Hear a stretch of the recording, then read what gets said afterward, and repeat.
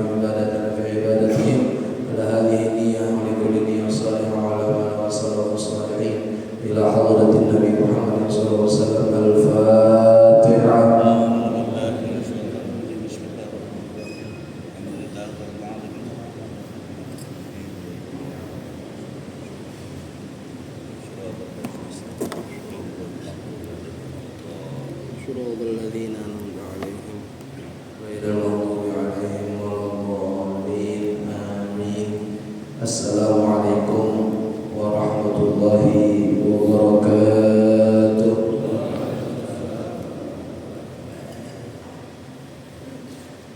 Bismillahirrahmanirrahim. Alhamdulillahi rabbil alamin. Wassalatu wassalamu ala sayyidil anbiya wal mursalin sayyidina wa maulana Muhammadin khatamin nabiyyin wa qaidil ghurril muhajjalin wa ala alihi wa ashabihi al-mayamin wa man tabi'ahum bi ihsanin ila yaumiddin, amma ba'd. Bismillahirrahmanirrahim. Faqad qala al-musannif rahimahullahu ta'ala wa ala man nafa'a bihi wa bi ulumihi wa bikum fid daraini amin ila an qala al-hadithul awwal an Umar ibn al-Khattab radhiyallahu amirul mu'minin Abi Hafs Umar ibn al-Khattab radhiyallahu ta'ala anhu qala sami'tu Rasulullah sallallahu alaihi wasallam yaqul innamal a'malu binniyat wa innamal likulli imri'in ma nawa faman kanat hijratuhu ila Allah wa rasulihi fa hijratuhu ila Allah wa rasulihi wa man kanat hijratuhu lidunya yusibuha aw imra'atin yankihuha fa hijratuhu ila ma hajara ilaihi, muttafaqun alaih. Wallahu a'lam. Ma'asyiral hadirin wal hadirat, bapak-bapak, ibu-ibu, saudara-saudara, segenap jamaah majelis rutin subuh Sabtu subuh di Masjid Jami Al-Barakah rahimakumullah, yang mudah-mudahan kita semua yang hadir senantiasa mendapatkan limpahan rahmat, taufik dan hidayah dari Allah Subhanahu wa taala, dan kita pulang membawa ilmu yang bermanfaat. Amin ya rabbal alamin. Hadirin wal hadirat, Bapak Ibu jamaah yang berbahagia, alhamdulillah kembali kita dapat berkumpul di majelis yang mulia ini, di waktu yang penuh barakah ini, untuk melanjutkan kajian rutin di dalam pembahasan kitab Al-Arba'inun Nawawiyah atau Hadithul Arba'in, hadis 40 karangan Al-Imam An-Nawawi rahimahullahu ta'ala. Bila angkol melanjutkan pembahasan pada bulan yang lalu, al-hadithul awal, pada hadis yang pertama. Hadis yang pertama di dalam kitab ini diriwayatkan dari Amirul Mukminin Sayyidina Umar ibn al-Khattab radhiyallahu anhu wa arda, senantiasa Allah meridhoinya. Sedikit banyak kita sudah bahas mengenai manaqib biografi hidup dari Sayyidina Umar ibn al-Khattab, bahwasanya beliau adalah orang yang mendapat ijabah doa dari Nabi Muhammad SAW, di mana Rasulullah berdoa sebelum Umar masuk Islam, Allahumma a'izzal Islam bi Umarain, dalam riwayat bi ahabbir rajuli ilaih, ya Allah muliakanlah agama Islam dengan dua Umar, atau dengan dua manusia yang engkau lebih mencintai salah satunya dari keduanya. Maka yang dimaksud adalah Umar ibn al-Khattab dan Abu Jahal, Amr ibn Hisham. Ada yang mengatakan Allah mengijabah doa Nabi Muhammad SAW untuk Sayyidina Umar ibn al-Khattab radhiyallahu anhu wa arda. Kemudian Sayyidina Umar meriwayatkan hadis dari baginda Nabi sebanyak 539 hadis. 540 kurang 1. 540 kurang 1. Kemudian beliau wafat tatkala beliau memimpin sebagai khalifah selama 8 tahun. Selama 8 tahun. Dan beliau wafat pada tahun ke-10. Beliau memimpin khalifah selama 10 tahun 6 bulan. 10 tahun 6 bulan dan beliau wafat di tahun 23 Hijrah. 23 Hijrah atau Hijriah. Artinya 13 tahun sepeninggal Rasulullah sallallahu alaihi wasallam wafat, maka menyusul setelahnya Umar ibn al-Khattab radhiyallahu anhu. Dan beliau dimakamkan persis di sebelah kekasih dari kekasihnya, yaitu sebelah makam Abu Bakar As-Siddiq radhiyallahu anhu, dan Abu Bakar As-Siddiq dimakamkan persis sebelah Nabi Muhammad sallallahu alaihi wasallam. Maka dari itu Bapak Ibu jamaah sekalian, kita tetap berada di dalam prinsip yang diajarkan oleh para ulama aqidah Ahlus Sunnah wal Jamaah. Kita itu disyaratkan mencintai 3 pilar dalam agama: hubbun Nabi wa hubbi ahli baitihi wa hubbis sahabah. Mencintai Nabi Muhammad SAW sebagai syarat utama di dalam beragama. Yang kedua, syarat mencintai Nabi Muhammad adalah mencintai keluarganya. Dan yang ketiga, mencintai sahabat-sahabatnya. Itulah akidah Ahlus Sunnah wal Jamaah. Terlepas daripada konflik, peristiwa, insiden yang terjadi antar sahabat, kita berlepas diri. Kita tidak ikut campur dan kita tidak menghakimi mereka. Antara Ali dengan Muawiyah, antara Ali dengan Aisyah, maka kita diajarkan untuk berlepas diri, untuk tidak komentar apapun. Sekedar kita tahu sejarah, memang itu diajarkan, tapi untuk menghakimi mana yang benar mana yang salah, itu bukan ranah kita sebagai pengikut Nabi Muhammad SAW. Sebagaimana dikatakan dalam kitab Safwatus Zubat, Al-Imam Muhammad ibn Ruslan berkata, wa ma jara baina sahabi nasqutu anhu wa adral ijtihadi nuthbitu. Dan apapun yang terjadi konflik antar sahabat sepeninggal Nabi Muhammad SAW, nasqutu, kita diperintahkan diam, tidak komentar. Oh yang salah ini, oh yang benar ini, oh yang benar ini, oh yang salah ini. Anhu wa ajral ijtihad nuthbitu. Maka kita diam. Sebab masing-masing di antara mereka memiliki argumentasi yang dapat dipertanggungjawabkan di hadapan Allah Subhanahu wa ta'ala. Jadi singkatnya, kesimpulannya Bapak Ibu, kita ini Ahlus Sunnah wal Jamaah bukan kelompok Nasibi, juga bukan kelompok Rafidhi. Apa tuh Ustaz Nasibi Rafidhi? Nasibi adalah kelompok yang memusuhi keluarga Nabi Muhammad SAW. Sedangkan Rafidhi adalah kelompok yang memusuhi sahabat-sahabat Nabi Muhammad SAW. Singkatnya begitu Bapak Ibu jamaah sekalian.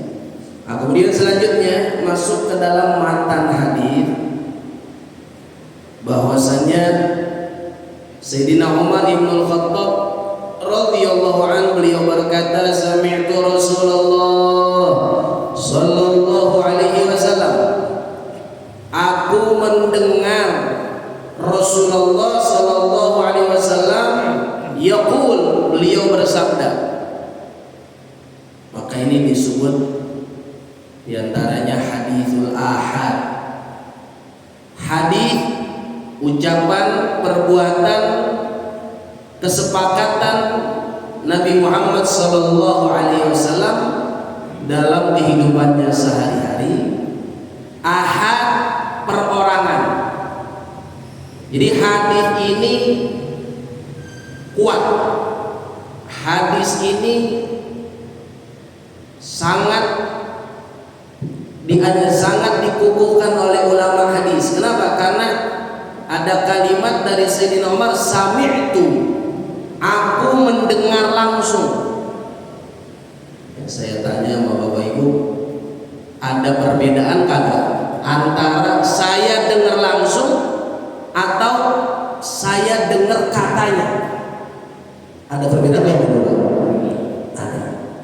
Biasanya informasi yang tersebar di masyarakat, baik dari dunia maya atau dunia nyata, baik dari medsos atau dari mulut ke mulut, itu berawal dari katanya. Katanya si fulan sakit, katanya. Katanya si fulan meninggal, katanya. Tapi beda sama orang, gua denger sendiri, gua lihat sendiri si fulan sakit, si fulan meninggal, jelas. Al-yaqin la yuzalu bisyak. Namanya yakin gak bisa dikalahkan dengan keraguan-raguan. Kalau yakin ya sudah.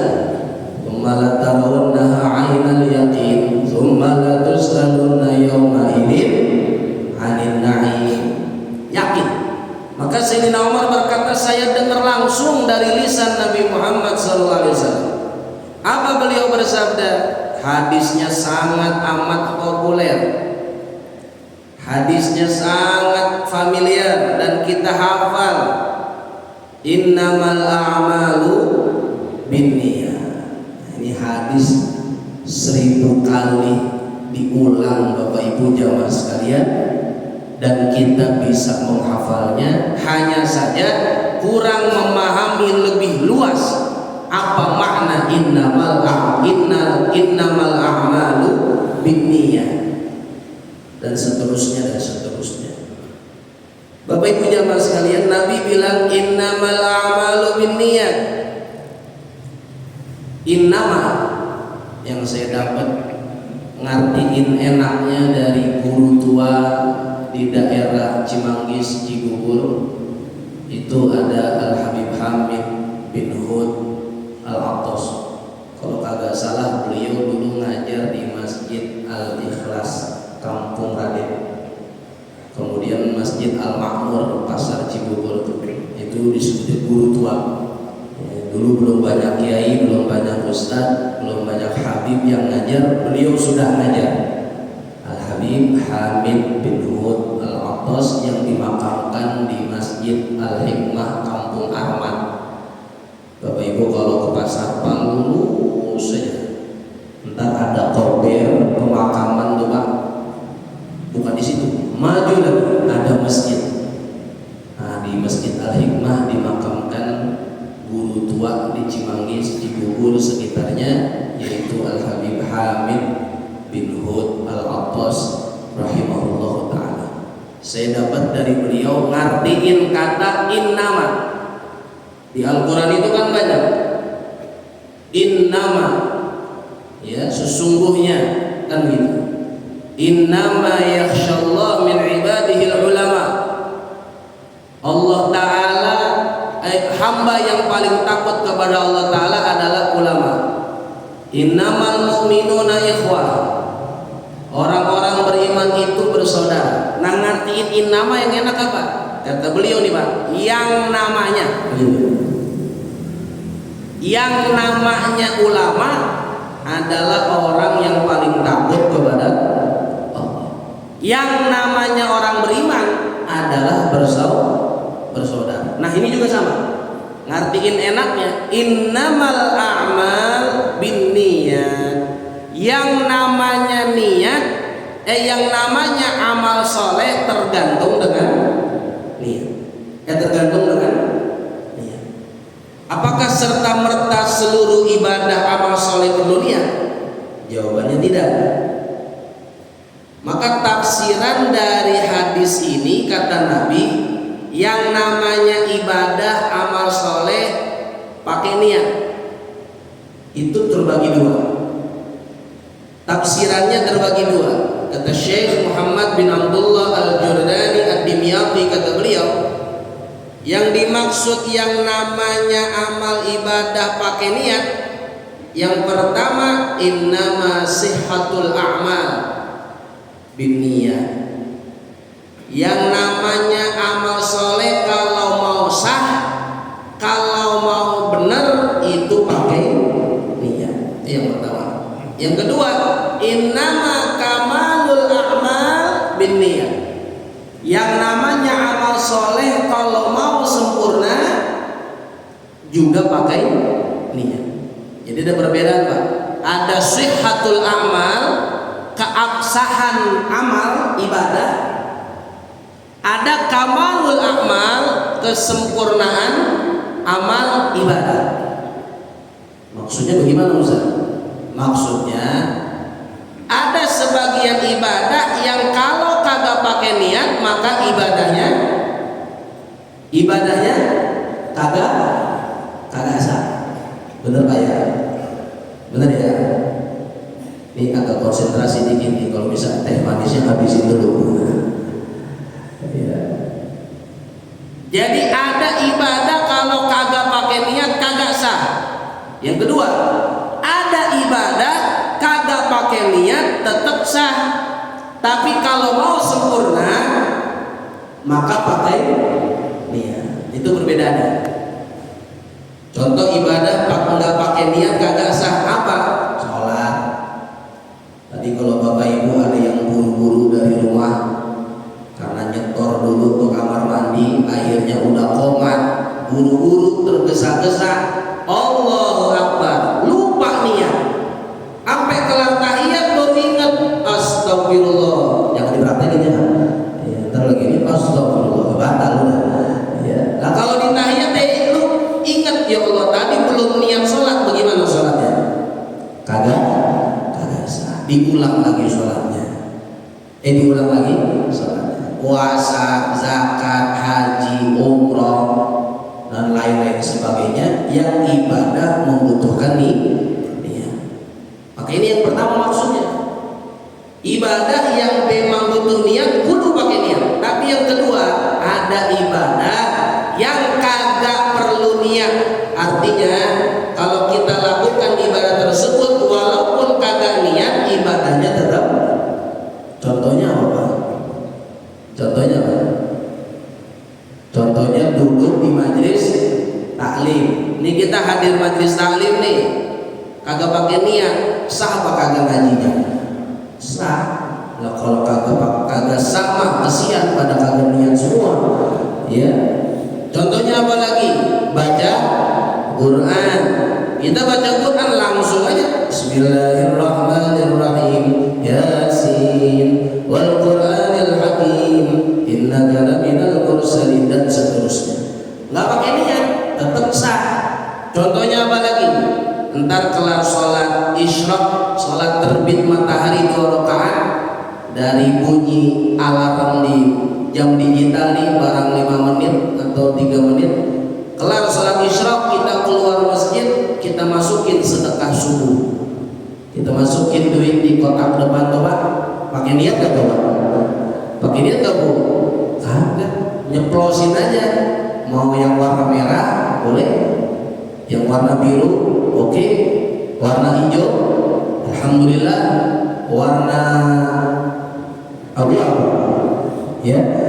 Jadi ini infak sedekah kagak pakai niat sah.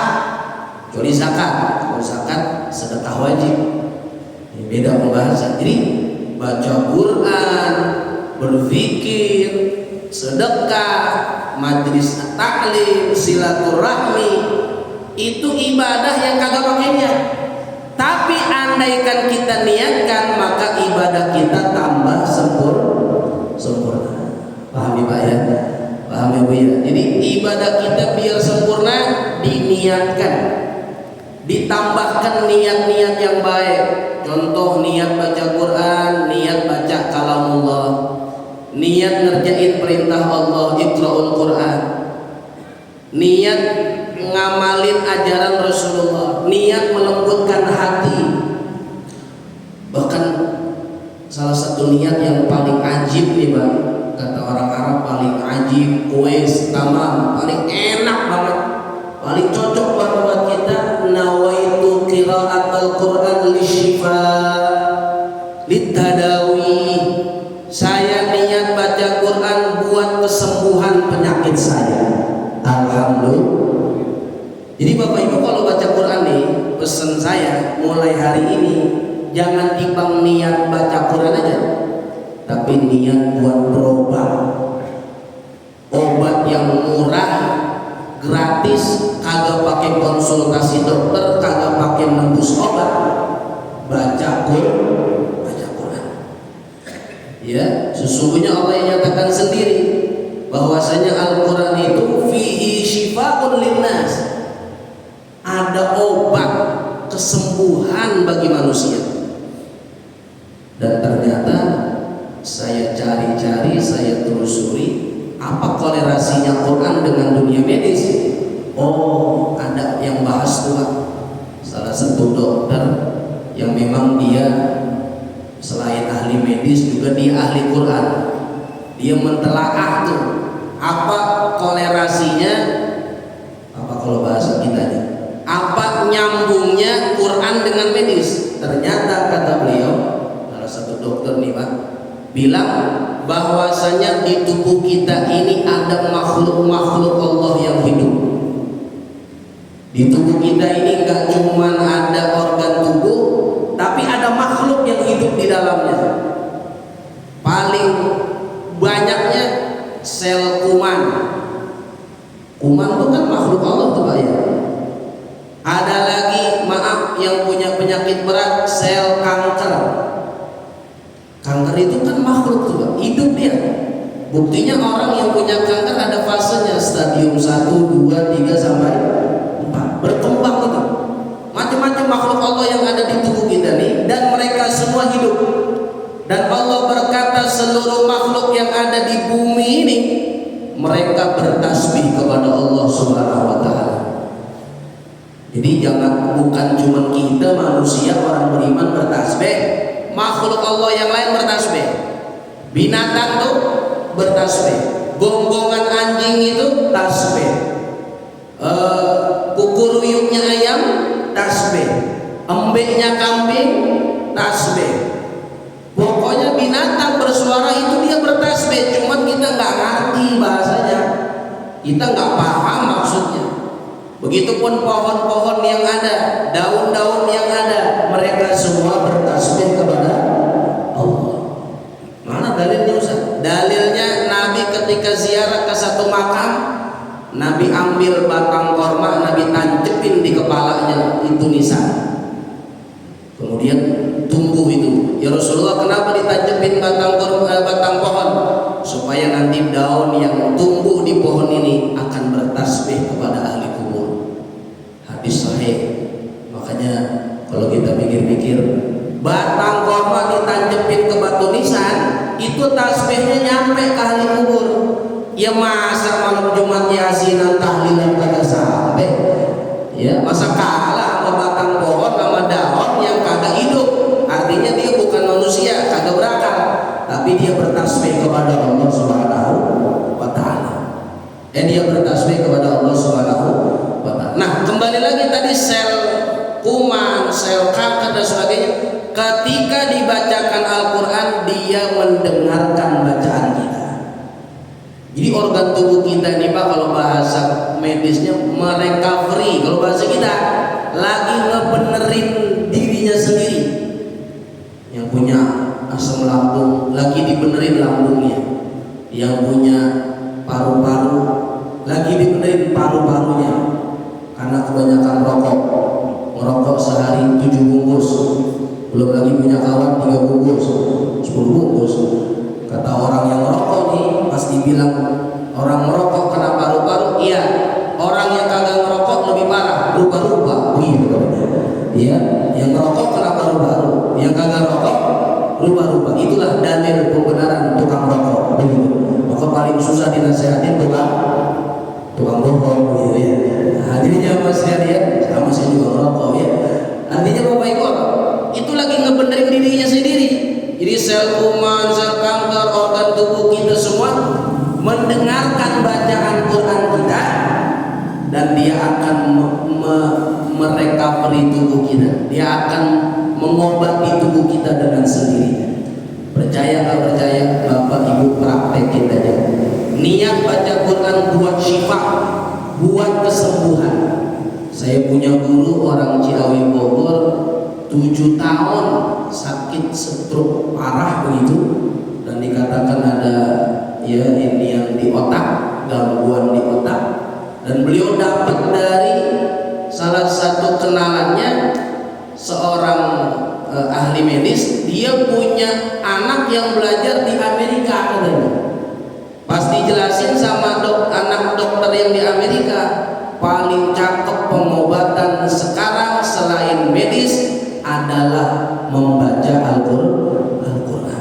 Jadi Bapak Ibu, Masya Allah, kalau kita baca Quran setiap hari minimal banget ya semampu kita dah. Yang mampu sejus 1 hari alhamdulillah, yang kagak mampu berarti setengah juz, yang kagak mampu berarti 1 ain, 1 bukro, ain tuh Pak. Yang kagak mampu selembar, yang kagak mampu 1 halaman, yang kagak mampu 1 ayat. Iqra'ul Quran walau ayat, baca Quran dah walaupun seayat. Itu udah pelit banget udah. Bismillahirrahmanirrahim. Taha, sadaqallahul azim. Begitu ya. Itu udah parah banget dah. Ya. Jadi minim banget dah seayat. Kalau kagak baca Yasin, baca Waqiah, baca Tabarak yang biasa kita baca. Makanya orang dulu ya Bang sehat-sehat. Ya bapak-bapak nih yang usianya udah 50 lebih tapi masih gagah, saya yakin seneng baca Al-Quran. Amin ya Rabbal. Jadi kembali lagi tadi, apapun kita niatin untuk kesempurnaan ibadah, maka kalimat innama ini bukan seluruh ibadah kudu pakai niat, tapi aktsariyun la kulli, kebanyakan ibadah, bukan semuanya. Kebanyakan ibadah pakai niat, tapi tidak semua ibadah pakai niat. Ya, jadi bisa untuk kesahihan ibadah, bisa untuk kesempurnaan ibadah. Ya, bisa untuk kesempurnaan ibadah. Nah, kemudian berikutnya wa innama likulli imri'in ma nawa. Dan yang namanya setiap manusia tergantung apa yang diniatkan. Wa innama likulli imri'in ma nawa. Jadi kita Bapak Ibu jamaah sekalian yang hadir tergantung yang diniatkan. Ai maksudnya jazaa'u ma nawahu fi amalihi min khairin aw syarrin. Balasan dari Allah tergantung apa yang diniatkan di dalam amalnya, dari niat-niat yang baik atau niat-niat yang buruk. Jadi Bapak Ibu jamaah sekalian, kita ini tergantung apa yang kita niatin. Kalau niatnya baik, Allah balas kebaikan. Kalau niatnya buruk, Allah balas keburukan. Maka kata Imam Junaid al-Baghdadi radhiyallahu anhu, Sayyidut Ta'ifatus Sufiyah, imamnya para ahli sufi. Kata Imam Junaid al-Baghdadi, man fataha ala nafsihi baban min niyatil hasanah, fatahallahu lahu 70 babin min abwabit taufiq. Siapa orang membuka satu pintu niat yang baik, maka Allah bukakan 70 pintu daripada pintu-pintu taufik dan hidayah.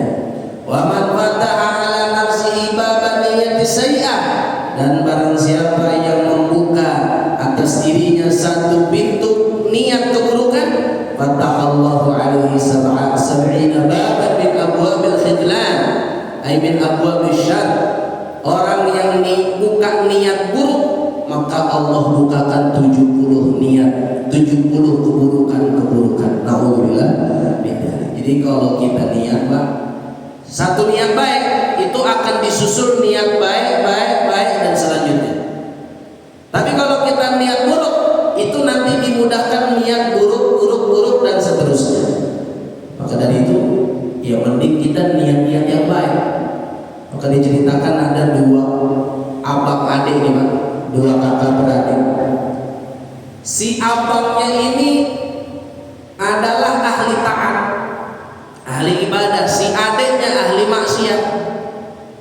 Ya memang rata-rata atau kebanyakan biasanya abangnya yang rada benar begitu, ahli ibadah, ahli sholat, adiknya yang kagak benar badar. Tapi ada juga sebaliknya. Cuman ini cerita abangnya ahli ibadah, adiknya ahli maksiat.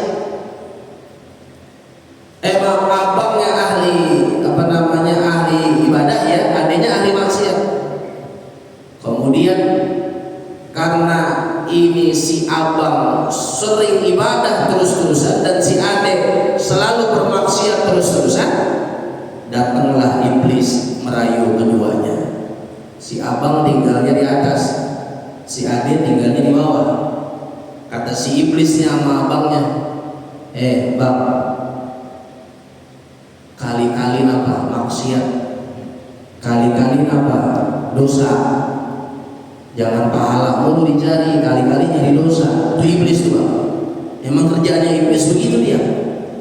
Dia bersumpah atas nama Allah, wa izzati wa jalali la ughwiyannahum ila yaumil qiyamah. Ya Allah, demi kemuliaan dan keagunganmu, saya iblis kagak bakal berhenti nyesatin kaum manusia sampai hari kiamat, nggak bakal berhenti. Ya makanya kalau ada kawan ngajak kita dosa mulu, ngajak kita buat maksiat mulu, berarti itu kawan udah mirip-mirip sama iblis ya. Mirip-mirip belum jadi iblis belum. Ya, jadi Bapak Ibu jamaah, kata si iblis nih, bang, kali-kali maksiat, kali-kali dosa, tuh adek lu ibadah maksiat mulu gak kenapa-napa, ntar taubat dah.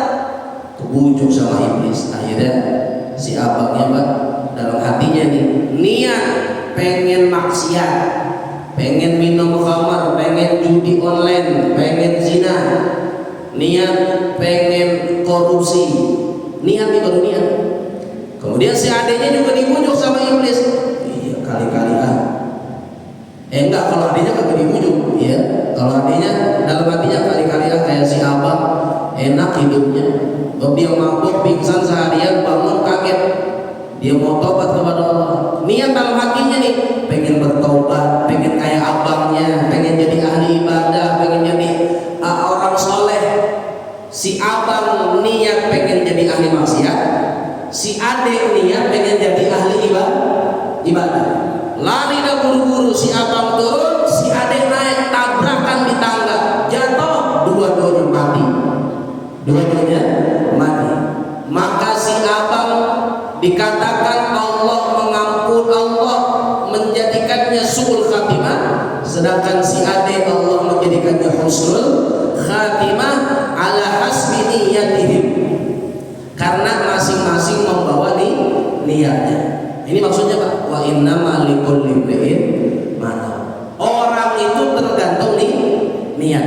Karena si abang niatnya jelek, Allah kasih suul khatimah, karena wafatnya dalam keadaan pengen maksiat, wafatnya dalam keadaan niatnya buruk. Sedangkan si adek Allah kasih husnul khatimah karena niatnya baik, niatnya pengen jadi ahli ibadah. Cuman jangan jadi alasan buat ahli maksiat. Kalau begitu buat niat aja, habis gua maksiat niat aja, niat ke masjid, niat sholat, agak diterima begitu. Tapi niat yang benar-benar, niat yang benar-benar. Maka Bapak Ibu jamaah sekalian, ini adalah yang dimaksud wa innama likulli imri'in ma nawa. Ada lagi yang kedua maknanya, yang dimaksud wa innama likulli imri'in ma nawa, manusia tergantung niatnya. Diambil daripada hadis Nabi yang lain, niyatul mu'min khairun min amali. Niatnya orang beriman itu lebih baik, lebih bagus dari amalnya. Contoh nih Pak, kita punya kawan sedekahnya 10 juta, kita tiba punya duit 100.000 umpama, dia sedekahnya 10 juta. Atau lebih gampang lagi, ada orang sedekahnya pakai dolar 100 dolar, sedangkan kita sanggupnya 100.000, sama-sama 100, tapi kan nilainya beda. Maka dalam hati kita, ya Allah, saya niat kalau saya punya rezeki saya bakal sedekah kayak dia. Ya, saya sanggupnya cuma 10.000 nih, sedangkan yang saudaranya ini, yang kawannya ini 100 dolar atau 10 juta. Maka niatnya yang tadi ini lebih baik dari amal. Dia memang cuma punya 10.000-nya, ceban-cebannya itu. Pengen dia beliin rokok setengah bungkus kagak jadi. Pengen niat beramal walaupun 10.000, cuma dalam hatinya, ya Allah, pengen niat kayak orang-orang kaya, orang-orang yang banyak rezekinya supaya bisa sedekah lebih banyak. Maka kata Nabi, niatnya lebih baik dari amalnya. Cuma juga jangan dijadikan acuan. Kalau begitu cepat aja kalau sedekah. Yang penting niatnya 10 juta, jangan. Ya, maksudnya kualitas niatnya itu yang membuat dia itu lebih baik dari beramal. Kenapa? Karena memang dia gak sanggup. Tapi kalau dia punya kesanggupan, punya kemampuan, ya lebih, maka itu lebih baik. Itu yang pertama. Yang kedua, ada cerita Pak, di zaman Nabi, orang non muslim ngelihat ada batu di tengah jalan, kemudian ada orang muslim juga melihat ada batu di tengah jalan. Jadi sama-sama melihat, yang satu dari belah sini, yang satu dari belah sini. Ada orang tua buta kagak ngelihat, pengen kesandung itu batu. Nah, ini jalan nih, orang butanya pengen kesandung batu, ini orang yang non muslim, orang kafir, buru-buru nyingkirin batu tadi. Cuman ini yang orang muslim yang ngelihat orang buta pengen kesandung, pengen kepladuk batu, kata si orang muslim, ya Allah, saya pengen niat nyingkirin batu. Udah keburu duluan sama si non muslim nyingkirin batu. Maka datanglah sahabat mengadu, ya Rasulullah, ada cerita begini-begini. Kemudian kata Rasulullah, niyatul mu'min khairun min amali. Niatnya orang yang beriman lebih baik dari amalnya ketimbang orang kafir yang dia melakukan kebaikan. Ya, karena dalam akidah kita, sebaik apapun non muslim berbuat kebaikan, berbuat amal, sebatas hanya di dunia Allah membalasnya, kagak disisain nanti di akhirat. Itu kan keyakinan kita. Ya, orang non muslim dia berbuat baik sebanyak apapun hanya di dunia dibalas oleh Allah, tapi di akhirat kagak dibalas. Ya, makanya jangan iri. Kadang-kadang orang Islam iri sama non muslim. Dia kagak sholat, dia kagak doa, dia kagak melakukan apa yang kita lakukan, tapi kok rezekinya lancar. Ya, sebodoh-bodohnya orang iri sama non muslim. Non muslim dibalas di dunia doang Pak, kagak disisain buat di akhirat. Maka di akhirat kalau memang dia meninggal dalam keadaan kufur, meninggal dalam keadaan tidak membawa iman, ya nggak dapat apa-apa di akhirat. Ya, balasannya seburuk-buruk balasan, yaitu neraka. Na'udzubillah. Nah, inilah makna niyatul mu'min khairun min amali. Niatnya orang beriman lebih baik dari amalnya. Maka kesimpulannya Bapak Ibu, kalau kita belum sanggup beramal banyak, maka niatlah dengan niat-niat yang banyak. Kesuksesan orang-orang soleh terdahulu karena mereka memperbanyak niat. Saya punya guru bilang, man nawa niyatal hasanah tusaiduka lil amalil hasanah. Siapa orang niat dengan niat-niat baik, Allah mudahin untuk berbuat kebaikan-kebaikan. Jadi intinya rugi Pak. Nabi kasih hadis ini nih buat kesempatan kita umatnya berniat dengan niat-niat yang banyak. Kenapa? Karena kita nggak sanggup, kita nggak mampu beramal yang banyak. Nggak kayak ulama, nggak rakaat. Ada bahkan Ali Zainal Abidin sholatnya 1000 rakaat. Kayaknya 300 rakaat juga kita jauh ya. Ada Pak sehari 300 rakaat? Ibu-ibu mungkin ada sehari 300 rakaat. Bener ini 300 rakaat nih. Iya, kayaknya mah saya juga kagak kan gitu. Ya, berat ini amalan. Berat. Imam Ahmad bin Hanbal radhiyallahu anhu khatam Al-Qur'an dari pagi sampai zuhur, dari malam sampai subuh. Dari pagi sampai sore, dari maghrib sampai subuh. 2 kali khatam Al-Quran. Alhamdulillah 2 tahun kita baru khatam.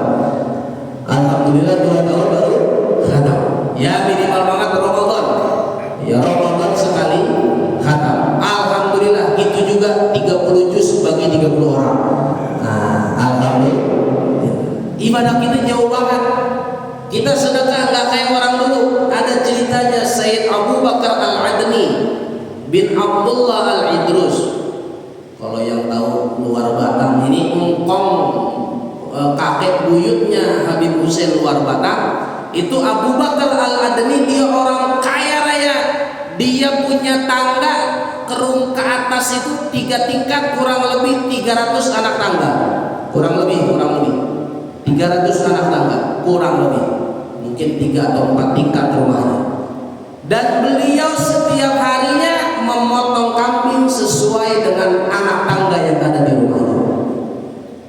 Motong kambing saban hari buat tamu yang datang atau buat sekedar orang lewat diajak makan. Tiap hari motong kambing buat tamunya, buat orang yang lewat. Alhamdulillah kita pun sama. Tiap hari negor orang lewat buat mampir ke rumah kita, tapi sebetulnya kagak mau mampir dia. Sebetulnya kagak mau kita dia mampir. Bang, mampir bang, barang kagak mau tuh. Ya banyak, cuman basa-basi doang ada orang dulu. Ya, alhamdulillah. Orang dulu ibadahnya luar biasa, amal solehnya dahsyat. Tapi kita nggak sanggup nih bang. Kita niat dah yang banyak. Maka kata guru saya, rugi orang kalau dia kagak mau niat-niat yang banyak ini, sangat amat rugi. Karena Nabi sudah kasih jaminan, innamal a'mal binniyat wa innamal likulli imri'in ma nawa. Jadi Bapak Ibu perbanyak niatnya. Pulang dari pengajian nih hari ini niat, saya niat nyari ridho Allah, saya niat ngamalin sunnah Rasulullah, saya niat ngamalin ilmu yang saya dapat, saya niat bersedekah, saya niat silaturahim, saya niat ngedidik anak, saya niat baca Quran, saya niat apa lagi Pak? Niat-niat yang banyak. Sampai kita kagak sanggup, saya niat sedekah 1 miliar buat Masjid Al-Barokah. Amin. Ya Rabbal. Niat aja padahal lo kagak punya. Ya di dompet di bank cepet-cepetnya lagi. Saya niat apa yang kita kagak sanggup kita niat. Saya niat sholat sunnah 100 rakaat. Saya niat, masya Allah, niat nikah lagi 4 kali. Masya Allah. Kalau kuatnya. Ini niat ini. Nggak diamalin kagak apa-apa. Maka sangat rugilah orang kalau dia kagak mau niat. Kata Imam Hasan Al-Basri, salah satu daripada kebaikan Allah Subhanahu wa taala, innama khulida ahlul jannah fil jannah wa ahlun nari fin nar bin niyat. Allah taala memasukkan hambanya dengan kekal abadi di dalam surga dengan niatnya, dan ahli neraka di dalam neraka dengan niatnya. Jadi kita nih Pak, kita nggak mau kalah sama orang soleh terdahulu, kita nggak mau kalah sama bapak emak kita, sama para ulama, para kiai. Kita niat yang banyak. Insya Allah dengan niat yang banyak, Allah akan memasukkan kita ke dalam surganya. Amin ya Rabbal. Karena logikanya terakhir, kalau amal kita terbatas, tapi kalau niat kita nggak terbatas. Sedangkan rahmat Allah, nikmat Allah di surga nggak terbatas. Maka insya Allah nih yang kita banyak niatnya nih, rame-rame kita nanti masuk surga. Terus kata orang soleh itu yang masuk surganya pakai amal ibadah, lalu kok masuk surga? Lu amalnya apa? Alhamdulillah gue niat begitu. Ya alhamdulillah jadi masuk surga. Begitupun yang neraka, ahli neraka masuk neraka karena niat-niatnya yang buruk. Niatnya pengen nyelakain orang, niatnya pengen berbuat buruk sama orang, niatnya pengen zalimin orang, dia masuk neraka. Itu kata yang penjahat, kata yang orang zalim di neraka. Lalu apa di neraka lu masuk? Perasaan lu ahli ibadah? Iya,